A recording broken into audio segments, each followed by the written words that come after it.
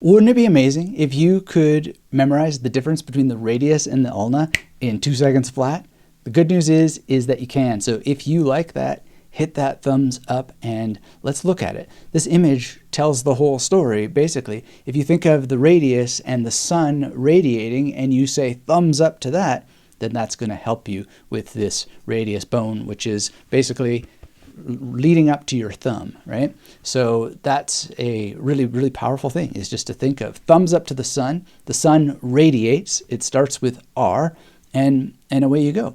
And you can also think of other R associations. I don't know if you listen to Sun Ra, but Sun Ra has that sort of radiating kind of music, and so it just doubles down on those associations. And you can actually think of your own thumb having an R on it, but I would go further and actually put Sun Ra on your thumb and imagine him singing there, or anything that you want to do. Like you could have rad, thumbs up, that's radical, amazing, that sort of thing. And then ulna, of course, is pointing down, under. It's going down, under. So you could imagine Australia, for example, and it's, the pinky is underneath the ring finger, for example. All these sorts of things can really help you out. Now, of course, we can go a little bit further and we can think of other parts related to the ulna and the radius, like the olecranon or olecranon. You'll hear it pronounced different ways, and I'm not sure actually which is the right one, but it's got that ol sort of sound in it, and cran. So imagine if you just get a visual picture in your mind of that particular area, and then you have an old man in there who is eating cranberries, or he's drawing with crayons in a cranberry color for cranon, and then you just put that together, olecranon, that sort of thing. Very, very fun, easy, very quick, and you can do this for just about any part of the body that you want. You just have to think, like, what is going to be an alphabetical association that works for me. I also think not just of a generic old man, but one of my favorite bands has a song called Old, and I won't sing it for you because I don't have a great singing voice, but nonetheless, I use musical references a lot, and that gives me a level that I can hear, and I can imagine that band. And one of the reasons why they have that song Old is because they were quite old, and they got old in their career, but they were even old when they started. And so I can hear them, and I can imagine them with, cranberry-colored crayons in this particular area. It's just amazing. And you just think of your own anatomy where that is going on your own body. Very, very powerful. In the same way that we have the radius and the ulna, and we just think. And sometimes you have to think again, because sometimes your own mnemonics can be a little bit confusing, but you double down on them, because when you have Sun Ra on your thumb, that's going to help you remember this position, that the radius is really leading up to your thumb, and that's the thing that you do thumbs up to the sun, which is radiating, that sort of thing. And the more that you elaborate it, while you're bringing it back to memory, the deeper it's going to get into your memory.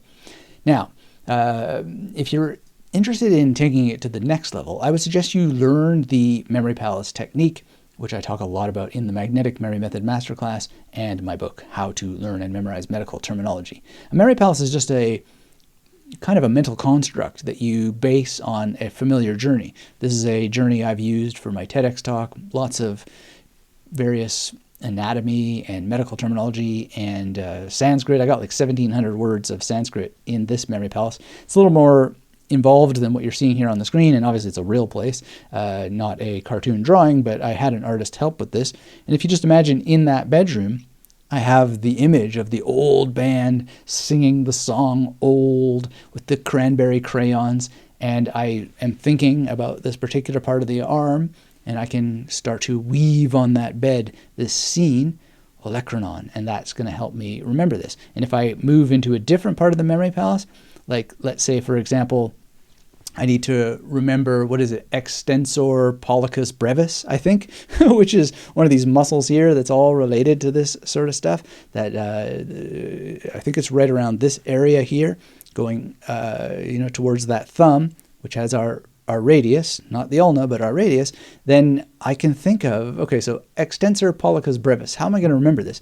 And I think just of that X, and the X-Men comes to mind. Which X-Men? Well, the X-Men that can most easily make an X shape, which in my mind is Wolverine, whoosh, with those claws making an X. You could have Professor X, of course, and, you know, I have to check my memory that it is the extensor pollicis brevis, but should I make a mistake, all I have to do is check the record, go back to this balcony here in the Memory Palace, and correct it. And one of the cool things that you could do is you could use Wolverine's body, standing like a statue right there, in the same way I could have the singer of the band I'm mentioning right here in this bedroom, and I could lay out where the olecranon is on his body and actually refer to his body. So that's another strategy that you can do. So I hope you found this useful, and you know, it's just as simple as imagining a person you know standing on the beach. I used my wife in this particular mnemonic example, and a beautiful thing to consider. It's very personal, and I encourage you to personalize this. So like I said, I can use Wolverine for extensor pollicis brevis, assuming that's correct, and you could use Professor X. You may feel that that's more personal for you. You could use Xanthippia, Xenophon, Xerxes, or many possible X starting words, xylophone, and so on. The point is make it personal to you. You'll remember more, and that's a huge part of what the magnetic memory method is all about.